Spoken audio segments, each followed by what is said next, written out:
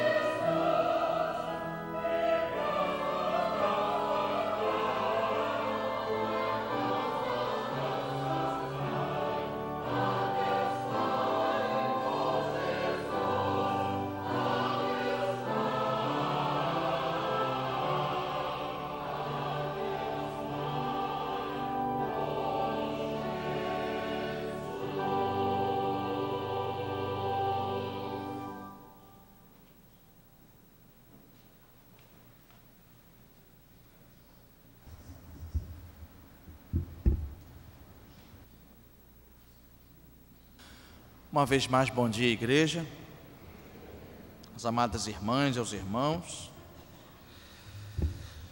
É inegável, nós percebemos que vivemos num tempo que a imagem, a plasticidade, a posição, são elementos que estão sempre em destaques e têm visto e sido considerados como fatores determinantes para a escolha de alguém para o desempenho de uma determinada função.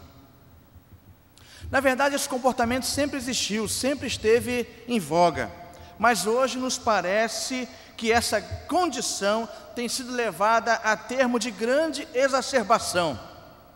Se não vejamos pontos em comum: beleza, porte, altivez, conhecimento, berço, ou nós poderíamos traduzir também como família, origem, são elementos que são considerados, sim, que não devem ser desprezados, mas que são intensamente desejados, almejados, procurados.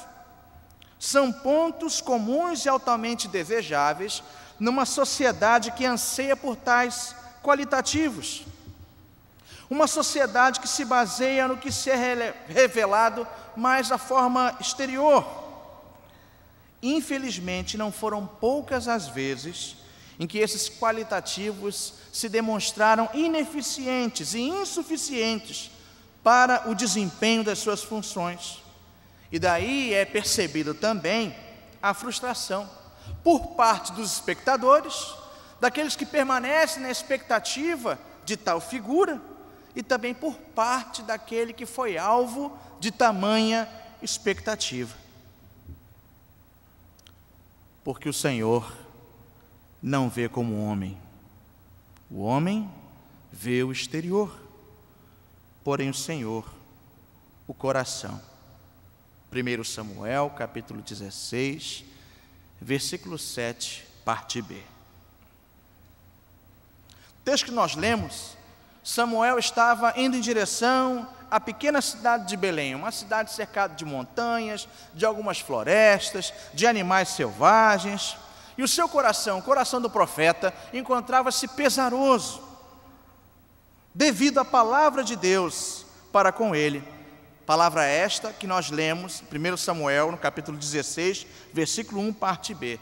Até quando terás pena de Saul, havendo eu rejeitado, para que não reine sobre Israel? Saul, aquele que havia sido escolhido por um povo que havia desprezado o próprio Senhor. Um outro momento também de grande tristeza ao coração de Samuel. E Samuel é cuidado por Deus, porque quando o povo escolhe ter um rei, assim como as demais nações, quando escolhe ser regida por um homem, Deus consola Samuel dizendo: olha, não é você que eles estão rejeitando, não, é a mim que eles rejeitam. E aqui Samuel é convidado a caminhar nesse propósito dado pelo próprio Deus. Saul havia se aborrecido, Deus havia se aborrecido de Saul diante do seu comportamento mau e dissoluto, revelado no primeiro livro de Samuel, no capítulo 15. Você poderá ler depois e conferir o que nós estamos aqui falando. Saul já havia sido rejeitado pelo próprio Deus, e agora Samuel caminhava, dirigido por este mesmo Deus, a Belém, para ungir aquele que seria o novo rei de Israel.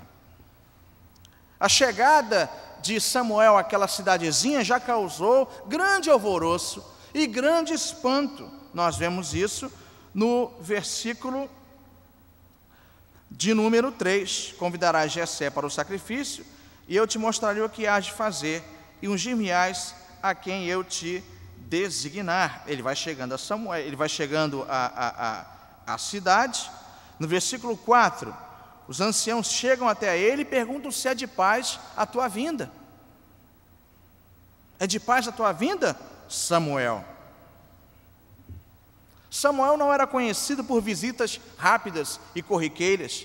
A reputação de Samuel não havia sido construída pelo desempenho de um ministério do tipo vida mansa, mas logo a ansiedade deu lugar à calmaria, à paz, e a um tremendo acontecimento. Samuel ali se encontrava para prestar culto a Deus em meio a uma família daquela região, a família de Jessé, e para naquela família escolher e ungir aquele que seria o futuro rei de Israel no lugar de Saul. Nós vemos isso do versículo 2 até o versículo de número 5. E nós conhecemos a história.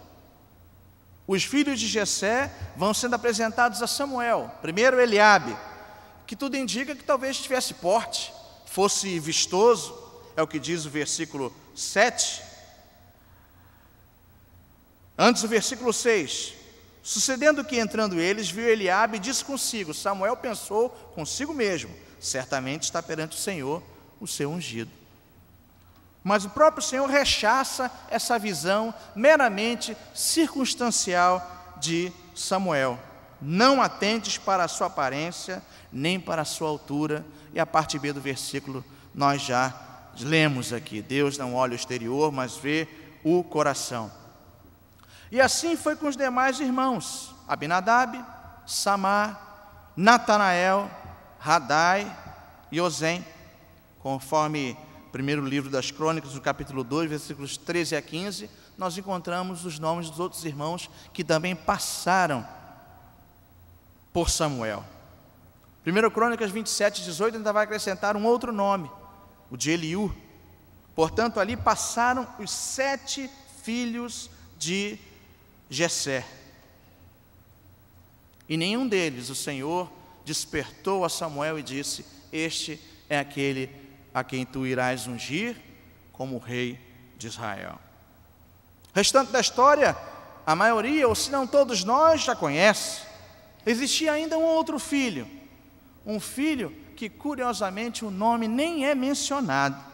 Ele é referido pelo próprio pai como sendo o mais novo, ou em outras traduções, o mais moço, ou ainda em outra tradução, o caçulinha, o caçula, o jovenzinho. Em hebraico, o Raquaton, o jovenzinho, Raquaton. E ele se encontrava no campo, realizando o trabalho mais desprezível e sem importância naquele contexto: pastor, cuidador de ovelhas. Não bastava ser o mais novo, mas é também o que realizava o trabalho mais simplório, não simples, simplório. O pastor presbiteriano Eugene Peterson, comentando esse texto, ele vai dizer e fazer uma comparação do ascensorista de um elevador, ou do rapaz ou da moça que trabalha no mercado como empacotador. Geralmente, e devemos pedir perdão a Deus por isso, geralmente são as pessoas que nós simplesmente nem mal cumprimentamos. O ascensorista no elevador já parece que faz parte de toda a mecânica daquele ambiente. E o empacotador, talvez de igual forma. As sacolas são preenchidas com o que compramos, nos entregues, pegamos, e talvez alguns digam muito obrigado, um bom dia, Deus o abençoe, e passamos rapidamente as nossas sacolas.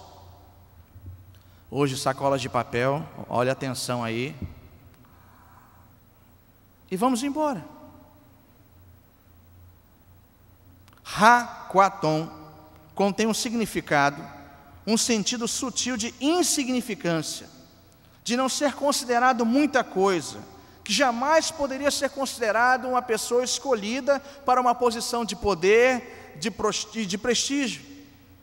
Aquele menino era talvez a mascote da família, mas para o Senhor, ele seria o rei de Israel. E Samuel, movido pelo Senhor, ungiu. E diz o texto que desde aquele dia, o Espírito do Senhor se apossou de Davi.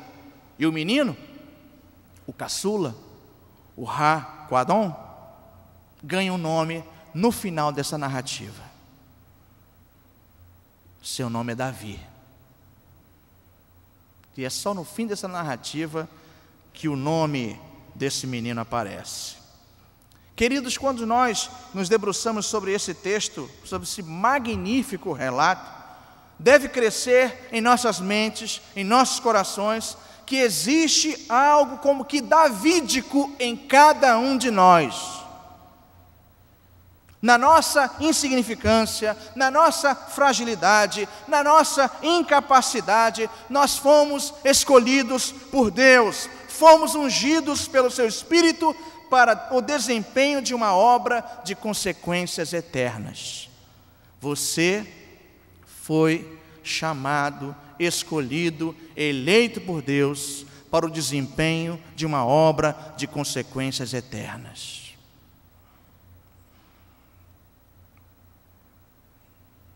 E caminhando, nós não queremos ver como o homem vê, mas queremos caminhar como Deus vê a pessoa comum. Como é o olhar de Deus sobre a pessoa comum? Em primeiro lugar, nós gostaríamos de comentar, de pensar, de conversar nesta manhã, dizendo que Davi tinha uma origem obscura. Davi tinha uma origem obscura.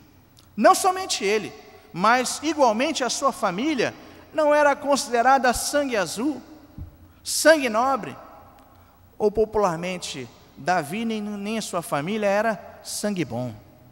Não era.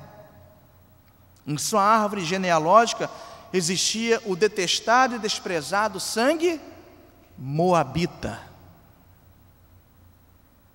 Origem moabita. Livro de Ruth, capítulo 4, versículos 13 e 17, parte B. Assim tomou Boaz a Ruth, e ela passou a ser sua mulher, coabitou com ela, e o Senhor lhe concedeu que concebesse, e teve um filho. E as vizinhas lhe deram um nome, e lhe chamaram Obed. Este é o pai de Jessé, e Jessé, pai de Davi.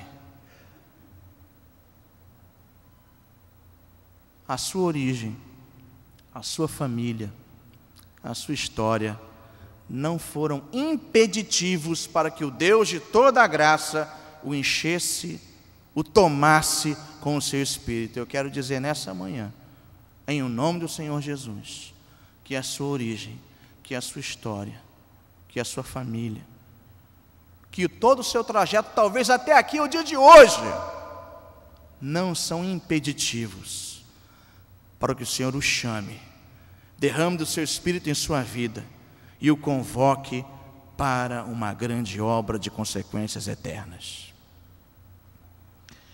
Em segundo lugar, Davi pertencia a uma cidade pequena e humilde. Belém, além de pequena e sem expressão, na época tanto de Davi como na época de Jesus, havia sido alvo de diversas invasões bélicas e também onde ocorreu grande miscigenação. Mas é da pena do inspirado profeta Miqueias que nós encontramos a seguinte inscrição: E tu, Belém Efrata, pequena demais para figurar como um grupo de milhares de Judá, de ti me sairá o que há de reinar em Israel, e cujas origens são desde os tempos antigos, desde os dias da antiguidade. Miqueias 5, versículo 2. Em Belém, cidade de nenhuma expressão, Davi foi ungido rei. Em Belém nasceu o Salvador. Tal lugar não foi impeditivo para que o Deus de toda a graça o enchesse do seu Espírito. Nem a sua história, nem a história de sua família, de antepassados, nem o lugar onde ele vivia foram impeditivos para que o Deus de toda a graça o enchesse do seu Espírito. O lugar de onde você vem ou ainda vive, por mais humilde, pequeno e simples que seja, por mais complicado que seja, e hoje nós tivemos um pouquinho de desacerto para chegar até a catedral, porque o BOP, porque estava sendo instalado a UPP, né, aquela coisa que a gente avisa os bandidos no dia anterior para eles irem embora e depois eu invado. É isso aí, esse é o negócio. Tá certo? Olha, nós vamos aí, hein? Aí a turma vai embora antes. E aí eu entro e olha, a tomada foi um sucesso, foi paz. E a linha vermelha esteve fechada durante um tempo, parte da Avenida Brasil esteve fechada durante um tempo. Só que nesses lugares existe gente como você e como eu. Ali tem eleito de Deus. Ali tem servo do Senhor. E ali tem gente com qual Deus fez um pacto de consequências eternas. E aquela história daquele lugar e daquela origem não são impeditivos para que o Senhor haja. Assim como não foram impeditivos para que o Senhor agisse na sua vida, em nome de Jesus. Terceiro e último lugar, Davi era tão somente um leigo. Davi era tão somente um leigo. A escolha de Davi, pastor de ovelhas, e quando muito, o mascotinho da família, para ser ungido, para ser o símbolo e representante da presença atuante de Deus na vida e na história de Israel e na história do mundo, traz consigo, sim, certamente, a intenção de nos transmitir um sentido de inclusão de todos os homens, de todas as mulheres comuns, gente simples, aqueles que não se destacam ao olhar dos que cercam, aqueles que não possuem proeminente posição social e que nem fazem parte de estirpe nobre. Em outras palavras, nós estamos falando da maioria dos habitantes do planeta Terra. A maioria dos habitantes do planeta Terra. Amados, a eleição para os propósitos de Deus não é pelo voto popular. A eleição para os propósitos de Deus não se baseia em capacidade comprovada ou promessa em potencial.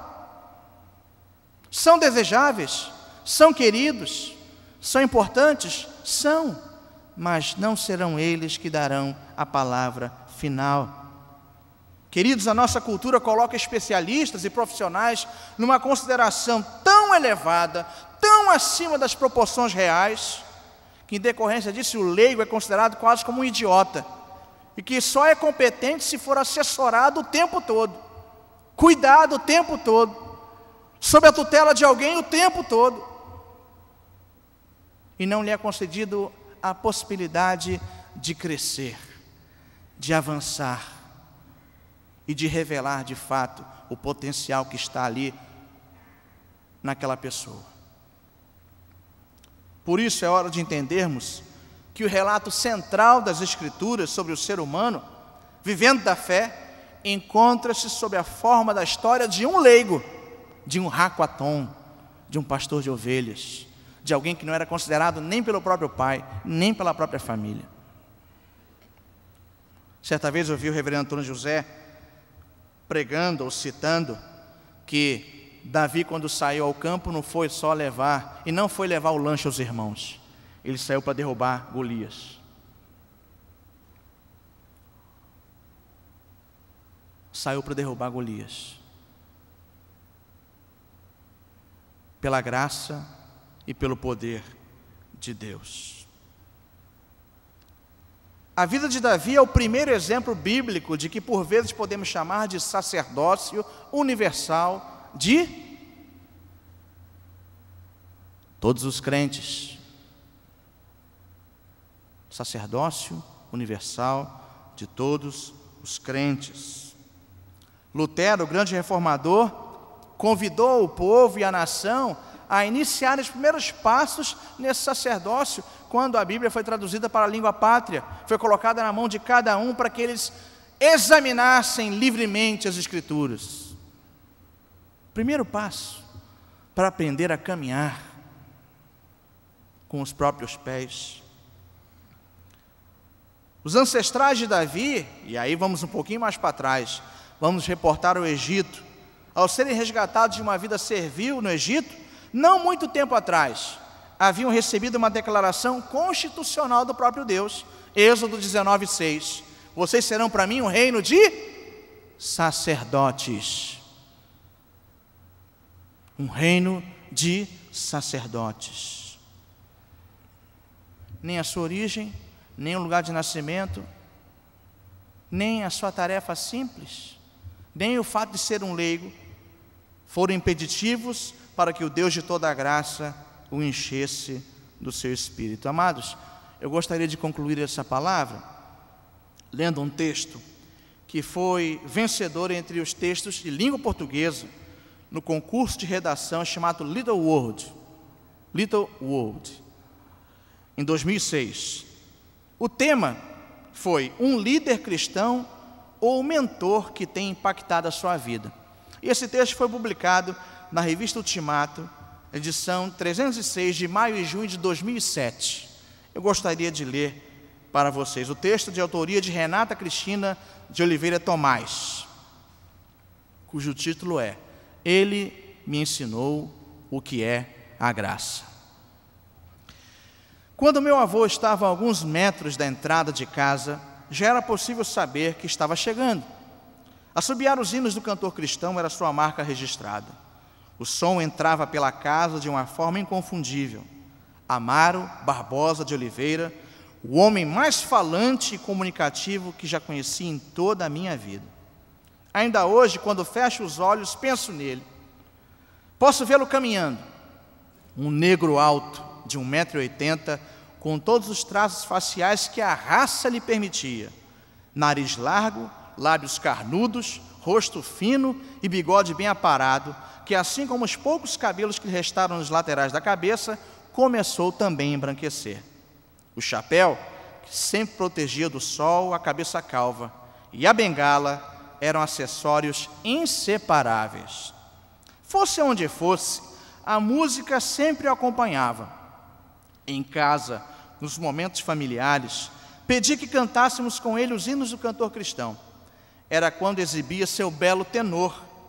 Foi ele a primeira pessoa a me evangelizar, antes mesmo de minha mãe, filha dele.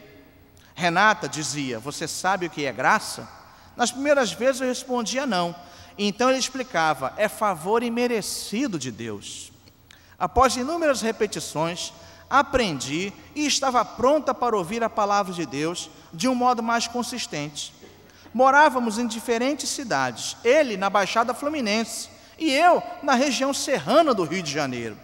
Por isso, quem colheu minha conversão foi outra pessoa, mas quem lançou a semente com certeza foi o meu avô. Ele foi levado a Cristo por minha avó, Antônia Maria. Os dois foram os primeiros de suas famílias a se converterem ao Evangelho em 1968. No início, frequentaram a Igreja Assembleia de Deus, mas logo depois se transferiram para uma igreja batista. Os 6 filhos também foram evangelizados e criados segundo as Escrituras. Faziam culto doméstico todos os dias. A principal razão era que minha avó não sabia ler. Por isso, meu avô se sentia no dever de todos os dias compartilhar com a família uma porção da palavra de Deus. Foi assim que se tornou um grande conhecedor do texto sagrado, apesar de nunca ter frequentado uma escola, pois aprendera a ler e escrever com explicadoras. Conhecia mais a Bíblia do que muitos pastores que encontrei por aí. Seu amor pela Bíblia era, sem dúvida, sua característica mais marcante. Meu avô fazia questão não só de estudar os textos, mas de decorá-los. Recitava capítulos inteiros para mim e para os meus primos. Na época, achávamos que gostava apenas de se exibir. No entanto, mais tarde, vimos que havia um propósito em tudo aquilo. Aos 70 anos, meu avô começou a lutar contra um glaucoma que lhe tirou toda a capacidade de visão por volta dos 80 anos. Mas isso não impediu de pregar e evangelizar, pois os textos estavam claros em sua mente. Às vezes, participava de um programa em uma rádio comunitária, onde tinha a oportunidade de falar sobre Jesus por 15 minutos. É bem verdade que havia momentos em que chorava por não poder mais ler a Bíblia e pedia que lêssemos para ele, e ao final sempre comentava, "Oh, coisa boa". Isso me marcou tanto que aos 19 anos havia lido a Bíblia toda 2 vezes. Hoje, aos 27, estou na 5ª leitura da Palavra de Deus. Outra coisa importante que aprendi com o meu avô foi sobre as diferenças doutrinárias. Fui criado em uma igreja tradicional e certa vez uma tia e seu filho mais velho passaram por uma experiência com dons espirituais. A família resistiu um pouco às mudanças e o pastor os excluiu da comunidade, o que os obrigou a ir para uma igreja pentecostal. Foi meu avô quem os apoiou, ensinando que Deus usa as pessoas do jeito que bem entende.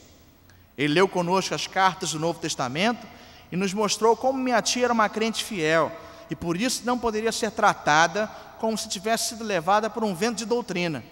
Eu já era convertida e, como o resto da família, congregava em uma igreja muito tradicional. Não entrava em igrejas pentecostais, julgava seus membros fanáticos e gente sem instrução, mas o exemplo do meu avô quebrou os meus preconceitos. Fui passar as férias com a minha tia e durante um mês frequentei uma Assembleia de Deus com ela. Foi uma experiência que mudou minha vida. Aprendi que no corpo de Cristo as diferenças somam e não subtraem. Além de um sábio conselheiro, meu avô era um grande evangelista. Quando minha avó faleceu, um jornal batista da região deu uma pequena nota apontando os pontos de pregação e congregações que ela e meu avô haviam aberto. Eram dezenas. Apesar disso, o máximo que ele conseguiu ser na igreja foi ser zelador. Além de corista, é claro. Ele amava a música. Meu avô morreu aos 86 anos, em 2001, sem nunca ter sido consagrado sequer a diácono, mas levou centenas de pessoas a Cristo em situações que eu mesma presenciei. Meu avô me ensinou que o tempo é sempre urgente quando se trata de vidas. Quando eu e meus primos eram pequenos e íamos para a casa de nossos avós, eles nos colocavam para brincar de culto. E foi assim que aprendemos a dirigir reuniões, recitar versículos, cantar hinos e ensaiar pregações. Sua disciplina de vida poderia ruborizar qualquer pastor. Ele era firme nas mínimas coisas. Quando o médico disse que estava diabético, avisou que poderia ficar bom se cuidasse da saúde. E em menos de um ano estava com a glicose totalmente normalizada. Acho que vocês não vão chegar à minha idade. Essa geração é muito descuidada, dizia para os netos. Meu avô exortava sem hesitação. Quando ficou cego e queria conversar na hora da novela, achávamos que podíamos enganá-lo vendo televisão e fingindo que escutávamos o que ele dizia. Nada feito. Você pensa que eu não sei que está prestando atenção nessa porcaria? Ele odiava a televisão e dizia-nos que aquilo acabaria com a nossa vida espiritual. Ele nos dava conselhos de toda a ordem. Era impressionante como tinha sabedoria. Na última vez que encontrei com o meu avô, ele tinha passado mal e havia acabado de voltar do hospital. Disse que sua hora estava chegando e que estava muito feliz por saber que ia encontrar com o Senhor. Sentado no sofá, pediu que eu fizesse uma oração de ação de graças. Ele começou a glorificar o nome de Jesus e a chorar intensamente. Minha tia veio da cozinha, temendo que o coração dele não aguentasse, mas ele foi firme até o final e orou. Senhor, estou sentindo uma grande alegria espiritual. Oh, coisa boa! Foram as últimas palavras que eu ouvi de meu avô. Em seguida, foi dormir. E dormiu no Senhor. Agora aguardo o dia em que nos reencontraremos e cantaremos juntos por toda a eternidade. Hoje, por causa dele, sei não apenas o que é graça, mas o que ela pode fazer em nossas vidas. Não há placas, coros ou ruas com o nome dele.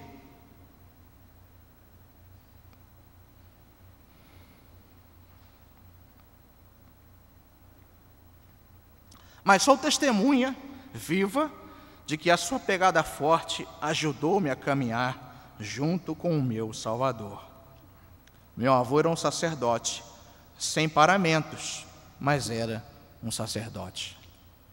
Amados irmãos, Davi tinha uma origem obscura, mas isso não foi impeditivo para que o Espírito do Senhor o enchesse. Davi pertencia a uma cidade pequena e humilde, Mas isso não foi impeditivo para que o Senhor o visitasse e com o seu espírito o enchesse. Davi era tão somente um leigo, um raquatom, sem importância, mas não foi impeditivo para que o Espírito do Senhor o enchesse e o usasse como rei de Israel. Alguns aqui eu conheço talvez até um pouquinho da história, mas não conheço a todos.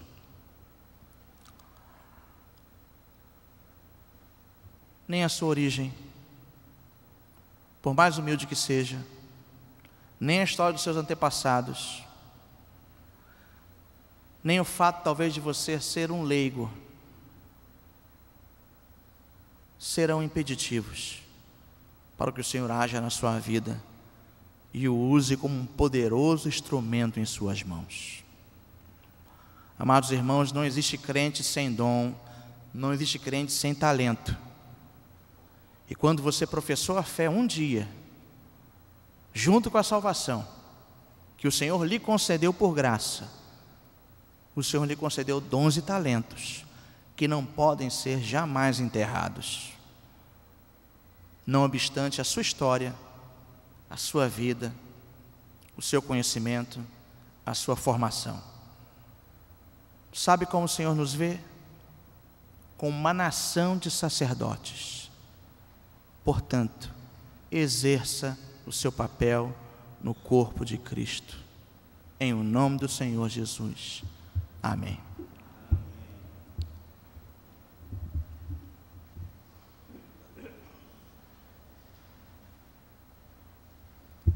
Fiquemos de pé, irmãos, e vamos abrir os nossos inários no cântico de número 5, Trindade adorada. Glória seja ao Pai, ao Filho e ao Espírito Santo, como era no princípio, é hoje e para sempre, eternamente. Amém. Amém. Cantemos, irmãos.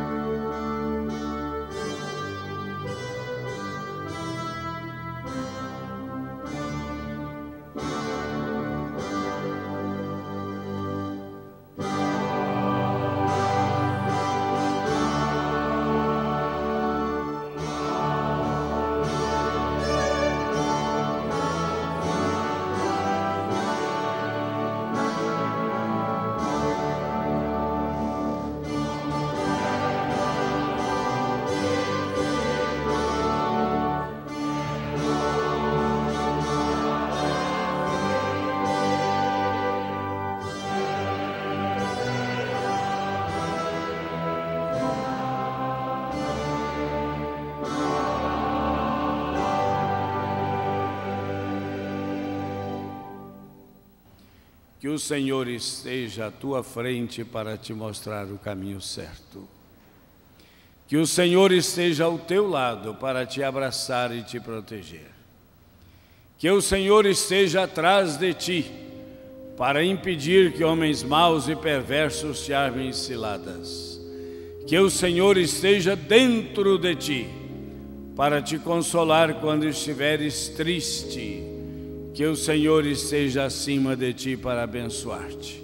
Que assim te abençoe, que assim te proteja o misericordioso Deus Pai, Deus Filho, Deus Espírito Santo, que te envia ao mundo para viveres uma nova vida e para fazeres a diferença até Jesus Cristo voltar.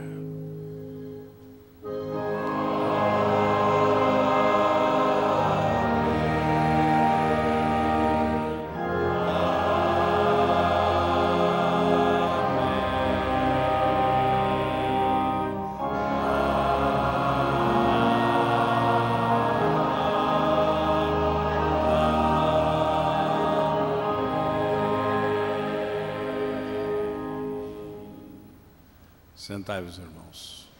Participemos do pós-lúdio em oração.